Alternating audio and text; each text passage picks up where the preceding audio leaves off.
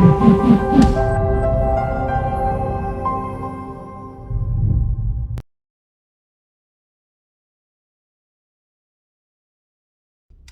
real estate nerds, this is Alex Yoder with Pro Tip Tuesday, my favorite day of the week.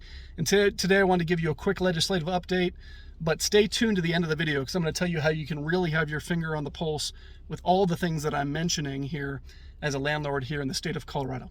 So first of all, there was a bill that dropped about the access to court records. Our attorney basically told us that this is basically just a fine-tuning bill of a bill that passed last year because some of these court records were kind of locked off and maybe too much to the point to where tenant advocacy groups and tenant attorneys have less access to those records when they're trying to give advice to folks who are in the middle of an eviction. So our attorneys were saying this is probably not really going to make much of a difference for landlords, but it's just something to be aware of. And then the second thing is that the military or military status, it looks like that may be added as a state protected class for fair housing reasons. So a state protected class.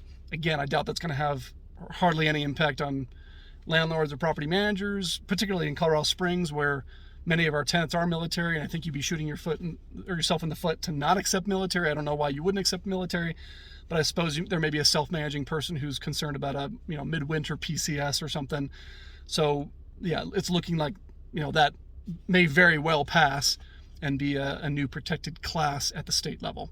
The third thing is the Attorney General's office is looking to get a little bit more control via a bill to give them a little bit more ability to have jurisdiction and be able to enforce against really bad actor landlords in various topics. Now, when I say various topics, those specific things that they're able to enforce on are still very much in conversation.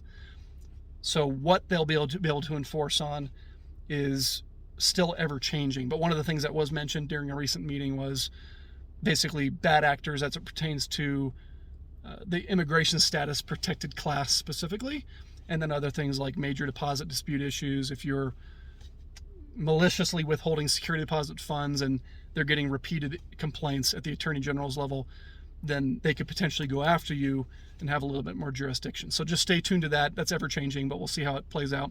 And then the last one that I wanted to point out was this 50+ odd page bill for mobile home owners, mobile home landowners, where I'm not going to go into all the specifics. It's a huge bill, but one of the major concerns for us as landlords in the traditional rental world is that one of the bullet points on there is effectively rent control. It would basically limit the amount that rent could be increased within a certain amount of time, and it'd be tied to a percentage and inflation and this kind of thing. So it's effectively rent control, and of course we're concerned about that bleeding over into the traditional rental world. So stay tuned to that.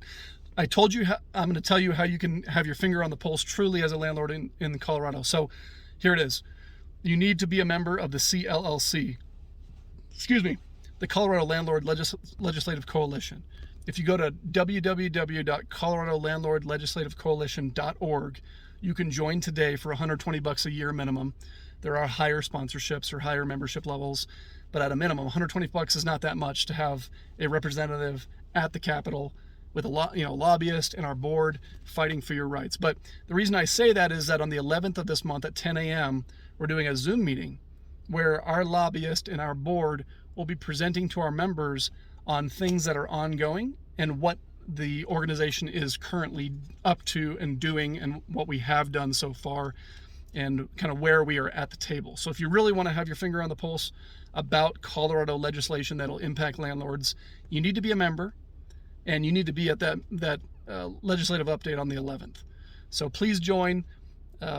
It's just a really great group, and we really need your help. We need your support to make a big difference to protect landlords here in the state of Colorado. So that is all for today. We'll see you next week.